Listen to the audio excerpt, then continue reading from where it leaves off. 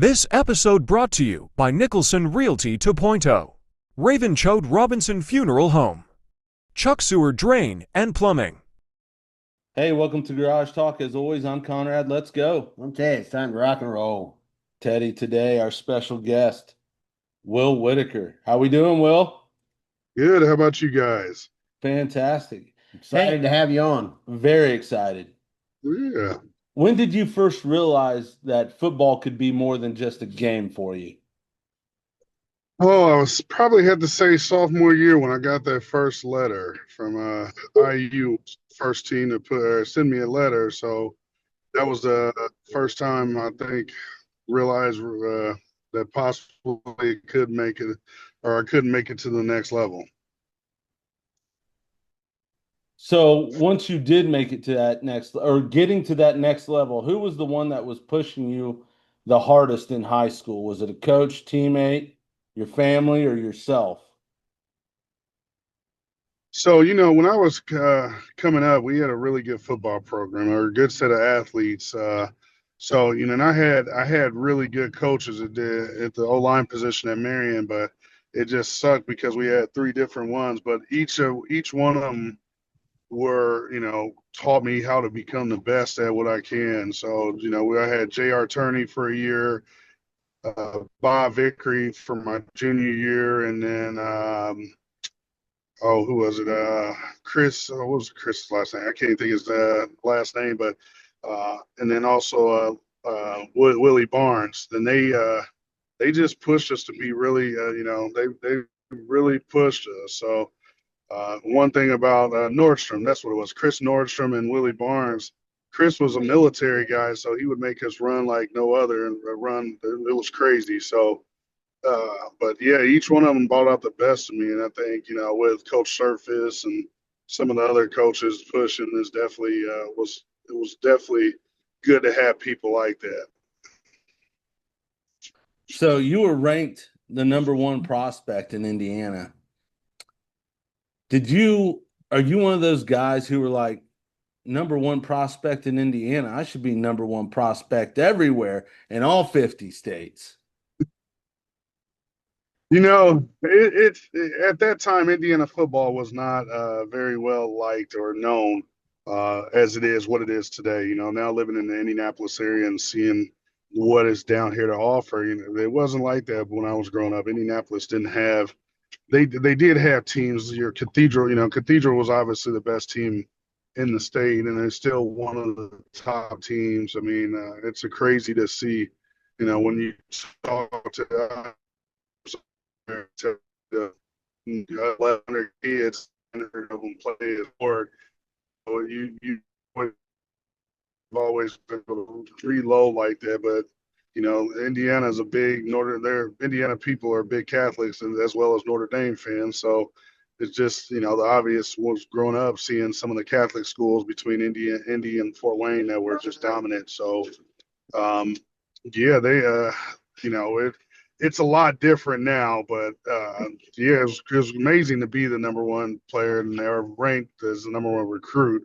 Obviously, if you're not in Indianapolis, you don't get the accolades like everybody else did. So, Well, I got to bring something up because you mentioned Indy and Fort Wayne. mm-hmm. I'm pretty sure that when you were younger, you spent a lot of time between Indy and Fort Wayne playing a different sport, right? Yeah, when I first moved to Marion, yeah, I was a hockey player. Yeah. With my mom having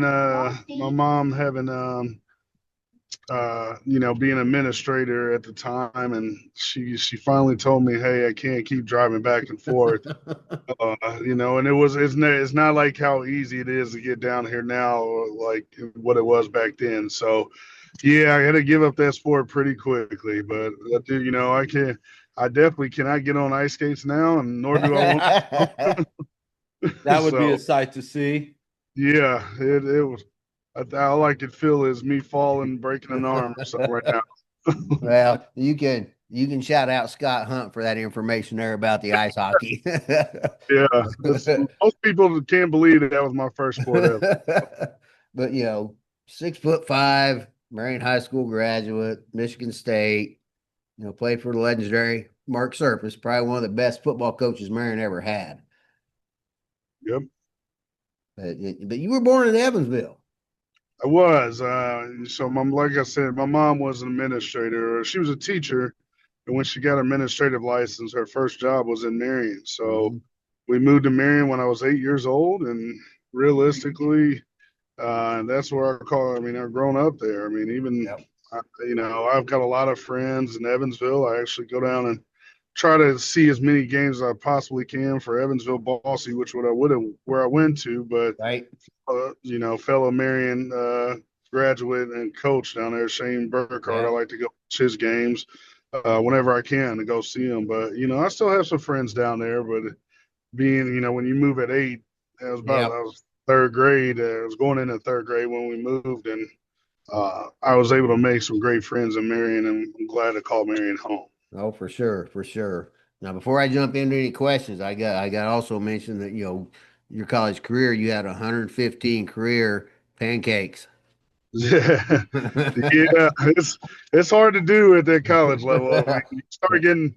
I mean, everybody gets bigger and stronger the next levels you go. So to Right. be able to do, to be able to do that because it's not. I mean, when you play two usually. When I was playing, we only played two cupcakes. We always had to play Notre Dame as our third Right. game. Notre Dame is never a cupcake, Oh, so I'm sure. Yeah. yeah. So there was always that was always a good rivalry. When I got there, we were 3-0, or was it we were? I know what did we? God, I can't remember. We were 3-0 when I got there, and then ended up winning two more to go 5-0, and then I ended up with winning. I went 3-2 versus them. So Wow. Not bad. yeah, not bad for a guy that was told he couldn't play there. I'm not going to say that he was good. So why did you choose Michigan State over other schools that were recruiting you? So at the time, Michigan State was coming off of in '99. And that was Saban's last year. So Nick Yep. Saban, offered me my scholarship, everything. They went, was it 9 or 10-2, go finish sixth in the nation. That team had two or three first round picks, and Mhm. it was just a high at that at there. And Yep. I was actually gonna go to Syracuse, and then kind of backed out at the last minute where I did my official visit to Syracuse. They had four other linemen committed already, and then I go to Michigan State, and it's like there's only two of us. So Wow. it's like, well, maybe then, and then we're going up there and doing my official visit. It changed me. One thing about it was, I mean, I'm not a mama's boy, but I've always been close. So Right. 2.5 hours was easy to go instead of having to drive through Canada for 8 hours to get to Syracuse. Yep. So that kind of like helped as well too. So and then like I said, it's coming out sixth in the finishing sixth that year, and the highs and everything else. Coach Bobby Williams coming in or taking over. It just felt like it was the right place to go.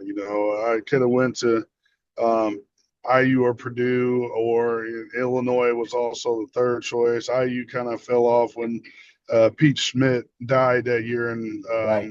I really didn't hear anything back from them, even though they were there the whole time. And then Purdue was kind of up and down between me and another guy. So I felt real comfortable at Michigan State. Okay. That's good. Now, let some of these younger kids that might be listening to this, let them know, you know, what's the hardest adjustment from high school to college for an offensive lineman? For just anybody, the amount of work you have to do. Okay. It's a whole different level. I mean, you come out and I'm not saying anything against other sports, but coming out of, we all grew up playing against older guys in basketball. So, you play against older guys and things like that. But when you talk about the physicality of football, it's when I went, even as much as I thought I worked out and everything else, Yep. I worked out maybe a fifth of what I had to do when I went off to college. I mean, Oh heck, man. my first day in the weight room, I puked 3 times, and Oh, that was all we had. Like, I think I had to do bench squatted, and then we had a row of arms. And I think in the three, we had 8 different machines that we had to do, and then within 8 machines, I puked 3 times. I mean, I wasn't used to it. right. So, and that's the hardest thing is it's like the physicality, the fact that you're not strong. I mean, I my whole freshman year, what got me to start as a redshirt freshman year is I went up against a 5th-year senior that was probably 6'5". I think Jace was 310 or 315 and maybe Wow. 8% body fat. Oh my And the dude goodness. yeah, and he's literally just ragdolling me my whole freshman year. And I'm like, there's times where it makes you want to, it really makes you question, do I deserve to be out here? Because Right. you're dealing with guys like that. And there's some guys that are different, like I will say, and you'll like this being an Ohio State fan. I thought Maurice Claret was different. Like Maurice Claret was different. And I really thought that he was probably one of the only people I could truly say that I could see him being okay in the NFL after his freshman year. But for the most part, most of these kids don't understand that what it takes to play at that next level, and Right. and it's a whole different ball game right now in the NIL because Oh coaches don't yeah. have time to develop. They don't Yep. they don't have time. It's a win now mentality instead of being high schoolers. So you're going to start seeing less high schoolers go major Power Four conference. They're going to be probably going to your mid-major schools and developing there, and then going on to that next level. Yeah. When they get that NIL offer. That's a nice take on that, It's, man. but Yeah, no. it's hard. It's Go ahead. Okay, now my last question of this segment, you graded out 90% to 96% in some games. What was clicking on those days? I mean, it's just not always me. It's we do a lot of when you're an offensive lineman, especially in the run game, there's not a lot of just individual blocks. There's a lot of double team blocks. So it's just not me. It's always you got to have everybody running together. So the guy next to me has to be whether he was at center or tackle, they had to be on the right trajectory as well. And I felt like we had a really good lineman, the guy line, like both. I know for the guy that was a year above me, he ended up playing a couple of years in the NFL too at right tackle, and he was a monster. My center at the time would have went. He just had a lot of injuries, and he was a monster as well too. So I mean, it's just all dependent on who the person beside you are to help to make sure that not only that you perform and be good, but I gotta be able to be in cohesive with the next person because Right. once you in pass blocks, you got stunts and everything else as well too. So I felt like it's just not just me. It was a lot. It was a lot to do with the people I played with as well. That's a great answer. Yeah. Yeah. All right. Well, this next segment, we're going to talk about NFL draft day. Yeah. Walk us through that draft day for you. How was you feeling? So it was a stressful day for sure. I was actually in Marion, and then it's good to be around friends. So when it sucks because when you go off to college, you do lose some of your friendship, but it was still good to be around friends. And the first day I didn't get drafted, so we ended up down in Indy and really had a crazy night of partying and uh, it was a good time. But to be able to get your name called on the second day was just amazing. I definitely am happy for that, and it was good to be around family and friends for that. So having your name called on the second day, did that put a big chip on your shoulder? It did, because I knew I was a better player than what I went. But the hardest thing is, there were some ups and downs in the college and some coaching changes that I had to deal with, and sometimes that's what happens is you have that happen, and that's what ended up, I think, kind of hurting my draft stock. But it at the end of the day, once whether you like it or not, like once you get drafted, it's all everybody. Whether some people are going to get cut, some people are going to make the team, some people are going to start. And as a as a rookie, I was lucky enough to go in and start, and there was only two other guys that played as much, or two other offensive linemen that played as much as I did my rookie year, and one was a 12th overall pick, and one was a sixth rounder. So, that is once you get out there, you still got to prove yourself, and I was able to do that. And that goes to saying that, there's a lot of things that you could not control, but the only thing that you could control was your attitude when you went into going to start those 14 games as a rookie. How did you earn that trust so fast? Man, to be quite frank and honest, so we played. What's crazy is we played, or we had a scrimmage. Like now, every week they hold scrimmages before the preseason games. But we scrimmaged Buffalo for our family night scrimmage, and they came in for a couple of days. And Buffalo at the time had like their defense for like 2002 to 2005 were they were like number one or number two defense in the NFL. And I just remember, at the time they had London Fletcher, Takeo Spikes. Man, they had a D tackle his name was Sam Adams, and he made a couple of Pro Bowls. And this guy was, like I said, I mean, he was a monster. I mean, probably 6'6", 320. Another guy that I just like, good God, it was crazy to have to go against him. And I remember after our first practice, he pulled me aside. We'd practice and we were at dinner. He pulls me aside and says, "Dude, you're going to be starting next week." And I said, "What are you talking about?" And like this, I'm sitting here as a rookie. I'm a third stringer at this point. And he goes, "Trust me, after this weekend, you'll be starting." Because I could already tell. He goes, "Those two guys in front of you, not better than you. And this scrimmages are proving it, and you'll be starting." And literally, we get through the family night, and on that Monday, I was starting. Wow. So it was like it was like and I'm like looking at this guy like, "You're not even here. You're on a whole nother team." It's like you haven't seen any of these practices until we do this scrimmage, which was already like a week and a half or 2 weeks into it. But he said that, and sure enough, they came in and trusted me as a rookie to come and start. So that's awesome. That's amazing. So, what was one of the toughest lessons that you learned about the speed in the NFL and the discipline?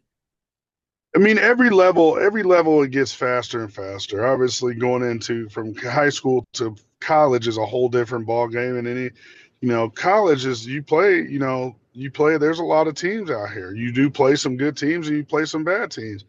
But once you get to that NFL level, it's a whole different ball game. Like, I mean, the speed, the intensity, the strength of everybody it's unreal. So to be able to say that I was able to go in and play or start as a rookie, and be able to say I was one of the best players to play out there. I mean, you think about it, there's 30 or 22 players that start a game on each side. So 22 starters between offense and defense, and to be able to be one of the better ones to do that, I mean, it says a lot. But even it was a big change. I mean, I went from playing when the one thing about playing in an NFL is it depends on your team, but on game day they can only dress, I think, as 46 players. So if you're one of those dressing, you got to not play. Not only are you playing one position, you got to play a second position, especially in the offensive line, because offensive line you may dress 8 or 9. That leaves one person having to play a different position if somebody goes down on that. So it was definitely crazy. I know my second year when I was down in Miami, I was playing both guard and tackle a lot, and I'm playing against Jason Taylor, and Jason Taylor is when I was playing left tackle, and I'm having to block him, and he weighs 210 pounds. He was lighter at defensive end than most linebackers were. So, and he's straight speed. So you got to change. I wasn't really ready for that, but you got to get used to it because this is what the defensive ends were like in the NFL. They were very small. So All righty. So after that 2000 or before the 2006 season, the Packers let you go. What was going through your head? it was hard. I mean, I would say I got the job with Miami right after, and I was getting hurt and let go from them as too. It was hard though, but it was hard because I had gotten hurt. I was gonna be on the team. I don't know if I would have been a starter because they had their favorites, but I was gonna be on the team. But I got hurt and just never fully recovered, and it messes with your head. I mean, you Yeah. know you know what it gets to a point where it's very mental, and you take a lot of mental and abuse. And when I was a kid, I mean, at that time, all I knew was football and school. Right. So the thought of football ending, um, it really is hard to do. It's hard to deal with. And I've had some guys. I didn't realize how bad it was. Like I had a guy that my center that I was telling you about in college ended up killing himself. Well, he overdosed a year after he was done because Man. he didn't know anything else. It Right. was I was still in my fourth year at college when that happened, and he took a bunch of pills, never woke up. So the mental, like it's very mentally straining because you don't know anything, and you're not ready to. I don't necessarily you're ready. We're so regimented and things. I don't think we're mentally prepared to go out in the real world for a regular job and things like that Right. because we Right. were so it was so much of you did 5 years of your when most kids were partying at night. I'm waking up at 5 o'clock in the morning to go work out or lift or run. I mean, that's just what we had. We had in February, the whole month of February and March, we had winter conditioning. And there's been so many times where I'm walking to the practice facility and people are doing the walk of shame home, and like, Yeah. I wish I could be. You just weren't a regular person. So when you have to come off that reality, it's hard, and mentally it is very hard for people. Yep, I'm sure. And it's well, and that's going to just move right into this next question. So, you know, what advice can you give people on how to deal with uncertain times like that? What would you say to somebody? You got to trust yourself. I'm lucky because I found somebody who is when I got done fully playing, I was lost in life, and I found out I lived in Marion for 3 years. Um, when I was done and didn't have a clue what to do, like didn't know what I could do to make it to where that's the biggest thing and especially when you're given 6 7 figures Right. as a 22 23 year old, and then you essentially, because I'm not going to say I did blow it all, but I blew a lot of it. And I've always had a great 401k. I put a lot of money to that, but there's days where I woke up and I didn't have anything else from it. And I was like, man, what do I do? And how do Uh-huh. you got certain numbers you have to make. So I think it's fueled me for my life when I finally woke up and said, "Hey, I got to change how I'm doing things." One thing I love Marion to death, but I had to leave Marion. I feel like to make money at the time in Right. 2012 when we did leave. So, luckily enough, I found a partner who has been very good and very, took me at my worst time and Yep. helped me build to where we are now. Well, that's good. That makes a difference. Yep. So let's talk life beyond the field. You studied merchandise management in college. What drew you to that? Because I've never heard of an offensive lineman studying merchandise management. That is cool. So, one thing about it was the Michigan State Business School is one of the hardest business schools to get in. And, as much as having a mom that was a principal and everything, when you're an athlete, it's hard on you. And I was I did some lackluster stuff with my grades I ended up with a 2.9 or 3.0 GPA, but my first 2 years, I was 18 years old, fresh out of being out of the house, so I still had my fun and I wasn't doing as well. So when you look at a school like Michigan State that has 49,000 kids in it, and the business school takes 300 per semester, that was the hard. I was not able to get into business school, which was crazy because merchandising management was not a part of the business school. It is now, but it wasn't at the time. But I guess once I did get that degree, it definitely could have helped me out in the retail business if I did went that way. I mean, a lot of people don't realize that there's a lot more money, I think, with merchandising management than people think, because retail purchasers, even when I was coming out of college, were making 120 a year.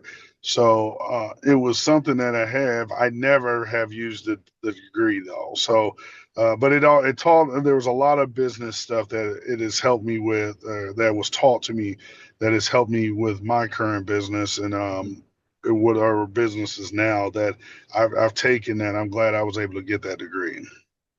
So in the past, let's say 15 to 20 years, who has been your biggest mentor and what has stuck most with you from them? So I've got a few. My biggest mentor was a guy named Jeff Baton. He was the guy I met. He's actually been the guy that I've been doing some stuff with. He's got the business partner that one part owns the Marion Mall, but he's a guy out of Lansing that I met. And Jeff is probably around. I'm 43 now. Jeff's probably 62, 63. But he's always taken care of me, and he's always shown me the path. He helped me, when I got out of playing football, I started doing mortgages and doing real estate, and he was one that kind of helped push, and like things that he used to do before when I first met him and things like that. So he's been one of the biggest mentors on the real estate side that I've had. But I've had a few others. One of my old bosses down here, who owns a bunch of rental properties. He's also been a big help with me, as well as, I've been in the real estate game now since 2012, doing mortgages and as a full-time realtor, and it's helped us with buying and flipping houses and with my real estate business. That's cool. That's cool. So in your 43 years of walking this planet, if you could relive one moment, which one would it be? Oh man, relive one moment. Oh, I think the relive basically. You always have regrets. I don't, now I'm at turn or at ease of not playing more years than I did in the NFL, but I think reliving the first time going out of the tunnel at Lambeau Field is one of the best experiences you'll ever have. You got me. Yeah, you got me beat, man. Uh, All right.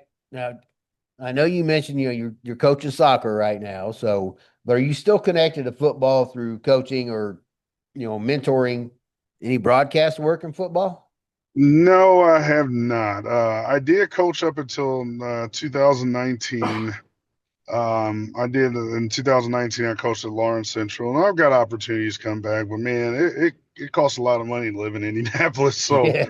you, I was like, man, it's like I got a lot of bills I got to pay right now, and the Yep. coaching, high school coaches don't make enough. High school, the head coaches do, but assistant Right. coaches make enough for me to say, hey, I need to go do that. So Yeah, I guess if you want to coach high school football, you need to go to Texas. yeah, well, I mean, don't they make good money down here from what Yeah, yeah, I've got that's I've got a buddy that played at St. Francis, and he was telling me that Carmel's coach was making 250,000 a year, and I'm like, what?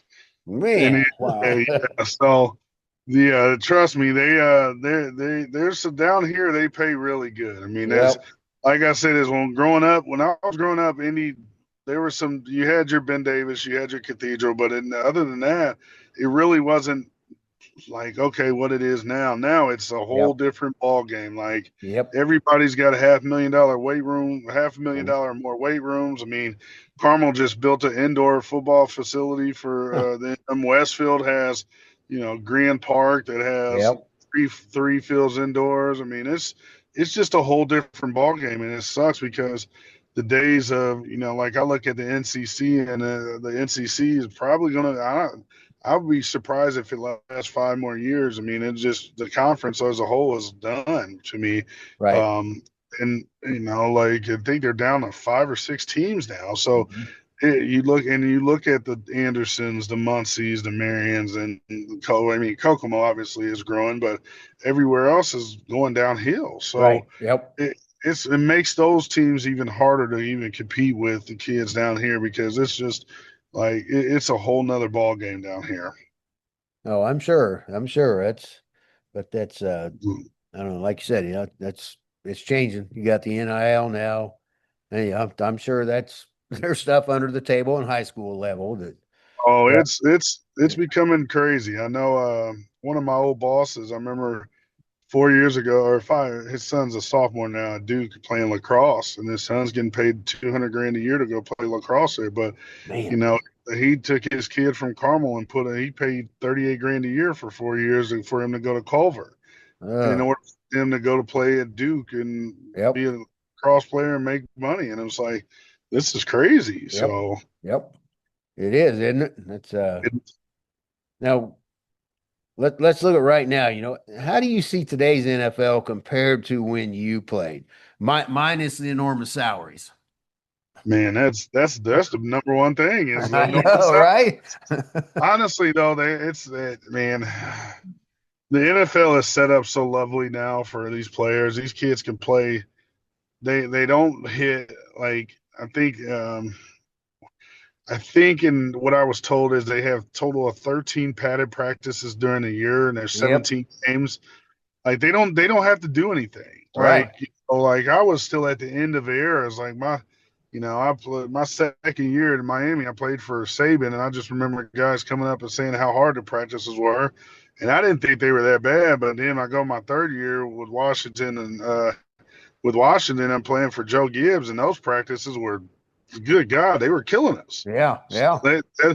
those days are gone. I mean, I went to a couple of coach practices this year. I went to and heck, they don't even hardly do anything. I went to the Yep.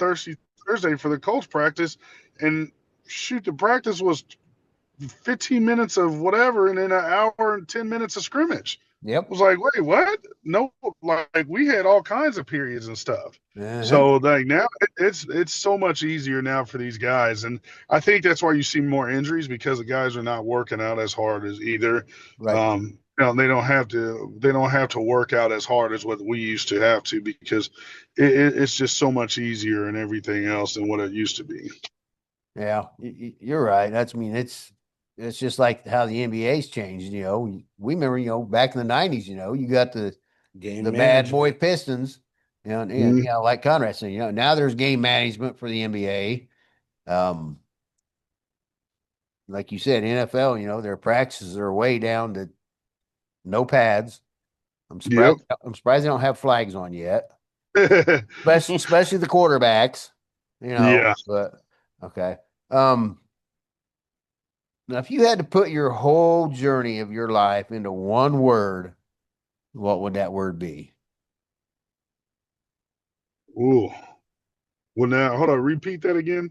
If you had to put your whole journey of your life into one word, what word would describe your life? Oh man, blessed. Okay. And the reason why I say that is I was Good blessed answer. with everything from you know just in life. I was blessed to have a mother that saw fit that. I grew up with a father that was not the nicest person, and she saw fit to go get her education license or her administrative license and move us to a better situation. I was blessed to be moved to a town such as Marion that was very sports oriented. That and blessed to be able to play with a lot of great athletes. I mean, like I said, I was talking to a guy tonight at soccer, and uh, there was four of us that went D1 out of my class out of Marion. How often does that happen anywhere, Right. especially from a small town like Marion? Uh-huh. But I attribute that to the guys who I grew up with. I mean, we could have had.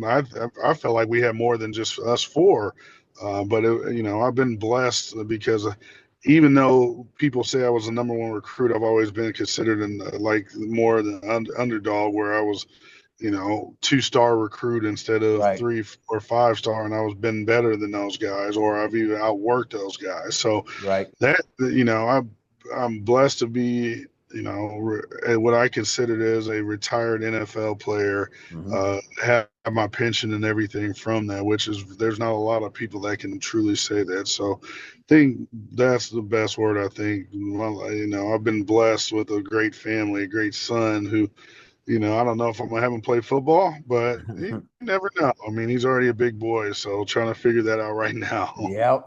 That's and how old is he? He's 5, so we're Okay. already in flag. We're already in flag football at 5 years old down here. See, Man. and we Man. didn't play, and I didn't keep in mind I didn't play football till 7th grade. We didn't play Right. football until 7th grade. So Yep.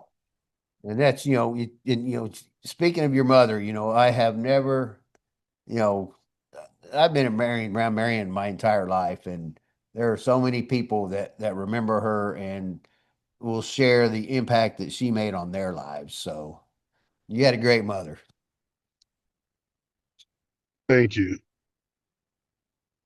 All right, I'm gonna say something here. There's two teams right now that are I know it's Mhm. only week 2, man. Two teams that are doing so well. How about them Packers? Yep. How about them Colts? It's I went to the Colts Packers joint practice, and man, when I looked at that practice, I thought both teams looked crap. I didn't think that they looked good at all. And I think the Packers, the biggest thing was that trade. I think the trade for Micah Parsons has been paid off really well. I mean, my God, if you watch 2 games, I mean, I went up last week for the Washington game, and everywhere you look in the Detroit game and the Washington game, he's double teamed every time. But that's opening up opportunities for everybody else, and I think that's why that defense has been so amazing. And the Colts, Miami, man, I don't know. They look like the worst team, but I'm glad they were able to beat Denver, even though Steichen. Man, everybody's on Carly Ursay about her what listening, but the end of the game, I just was like, what the heck is going on here? Like, Yep. I just don't understand him at times, but it's good to see that. It's good to see that they are doing. I mean, I thought there was a lot of turmoil in my 2 practices that I went to for the Colts. I didn't see Daniel Jones beating out Anthony Richardson, but I'm glad that he's actually doing this. Now we need more fans. Like now, being from a season ticket holder of the Colts, we need more fans there. There's a lot of empty seats. I went to Green Bay last week, one empty seat in the whole place. Go Never. to Colts games, and there's all kind. There was a lot more.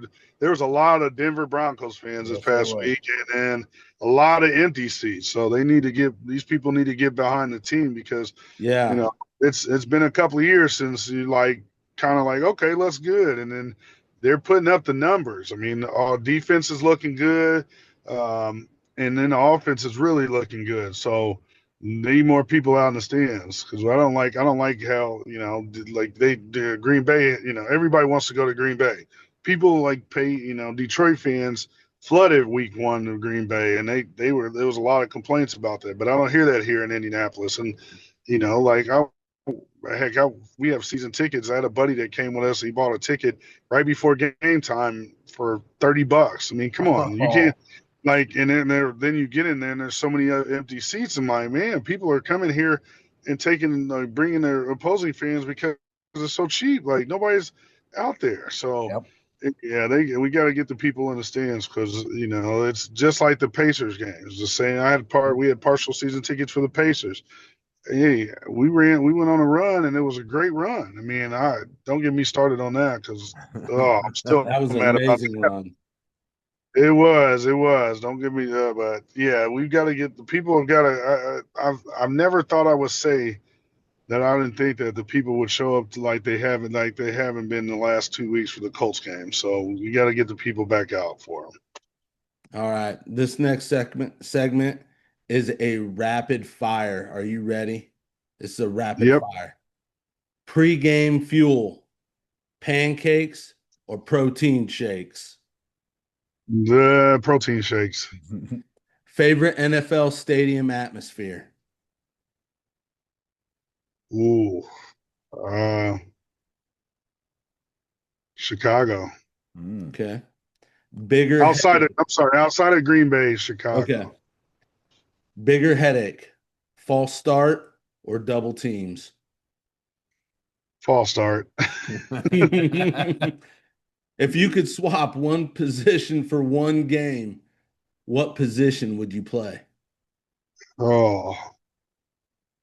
I mean, I want to score a touchdown. So anything where I can score a touchdown. I ain't never touched, like, I mean, I had a lot of tackles my rookie year, but heck, I never touched the ball in a game. All right. Last one. Off season. Guilty pleasure food. Oh my God. Any and everything that you get. Whether it be because during the season you got to weigh in every week, so you got to be able to be underweight, especially when you get later in the season because you don't work out as hard. They don't really kill you, so you tend to, if you eat all your guilty pleasures during that time, you could get over, and that fine when I was playing was 500 a pound over. So Wow. you definitely didn't want to, we had ways of losing weight, but if you 3-4 pounds, and keep in mind that's per day. So if you're overweight, you had to keep weighing in every day till you were under, and they charge you 500 per pound over per day. Teddy, So, what's yours? What's your off-season guilty pleasure food? Probably beer. Yeah. I didn't want to go there, but that was our guilty. Yeah. Alcohol and partying was our guilty pleasure all season. Coors Light and gas station pizza. Yeah, we was the one good thing about Green Bay, man. I had a neighbor that was this guy, man. He was a heating and air guy, but he had all kinds of toys. So we would go snowmobiling, we'd go bar hopping on snowmobiles, and he had jet skis, everything. So it was like Green Bay is slept on. Obviously, the weather's not the nicest all year round, but there was things that we did up there that just blows your mind. It was a good time. I'm sure. Well, if you're ever back in Marion, you can stop by the garage. We'll put you on the golf cart. We'll go golf cart bar hopping. We'll get a designated driver. We'll get a DD, and we'll take you to the cigar lounge, to the Mississinawa Cigar Lounge. Yeah, I was in there when was that? I was in there earlier this summer. So you gotta come up for an event. It's a really nice place. So we appreciate you for your time, man. Hey, yeah. And I forgot to mention one thing also. Hey, congratulations, because just this summer you were inducted into the Indiana Football Hall of Fame. Congratulations, man. Thank you. It's an honor, and I think that's the end of my big accomplishments now. But it's definitely an honor to be considered one of the better players ever come out of the state of Indiana. For sure, for sure. You deserve it. Hey, Will, thanks. We appreciate it. You have a good night. Don't be a stranger. Yes, sir. Reach out, man. Yeah, definitely. And whenever y'all come down to the Colts game, let me know. We always going. Other than I won't be there October 12th. I'll be in Green Bay for Cincinnati. But yeah, we always are down. Cool. All right. All right. Well, I will talk to you guys later. You too. Thanks, Will. Thanks. All right.